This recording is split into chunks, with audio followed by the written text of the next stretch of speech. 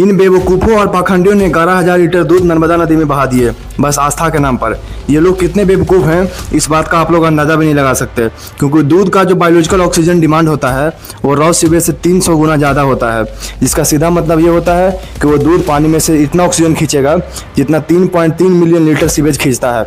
मतलब शुद्ध कचरा मिलाया गया है पानी में, जिसके कारण पानी में रहने वाले जीव, खासतौर पर मछलियाँ, जिंदा नहीं रह पाएंगी, ऑक्सीजन की कमी से मर जाएंगी। जबकि नर्मदा नदी से तो ऑलरेडी पहले से ही मछलियों की 80 प्रजातियां विलुप्त हो चुकी है। पिछले साल ऐसा ही एक केस यूनाइटेड किंगडम में देखने को मिला था, जहां एक डेयरी फार्मर ने गलती से 8,000 लीटर दूध नदी में बहा दिया था, जिसके बाद वहां की इन्वायरमेंटल एजेंसी ने एक टेम्पोररी डैम बनाया था उस पोल्यूटेड वाटर को रोकने के लिए, और फिर उसको 8 किलोमीटर तक ट्रैक करके पंप और रेनगन्स का इस्तेमाल करके उस दूध को नदी से निकाला गया था। और ये सिर्फ इकलौता केस नहीं है, एक और ऐसा ही केस पहले भी यूके में साल 2017 में हुआ था, जिसके बाद वहां की गवर्नमेंट ने उस डेयरी फार्मर को 22,000 पाउंड का फाइन मार दिया था 1700 मछलियों को मारने के आरोप में। लेकिन एक हमारे देश की सरकार है जो धर्म की राजनीति में इतनी मसरूफ है कि इस सरकार की हिम्मत नहीं होती कि इन पाखंडियों के खिलाफ कुछ बोल सके, कोई एक्शन ले सके वाटर इन्वायरमेंट को बचाने के लिए। ये पाखंडी लोग आए दिन नदियों को गंदा करते जा रहे हैं आस्था के नाम पर, खासकर गंगा नदी में कर्मकांड के जरिए, जिससे गंगा नदी के एक्वेटिक लाइफ पर काफी बुरा असर पड़ते जा रहा है। और ये सब पाखंड उस देश में हो रहा है जहाँ एक तरफ मिड डे मील के लिए स्कूली बच्चों को तो पानी में दूध मिला के दिया जा रहा है,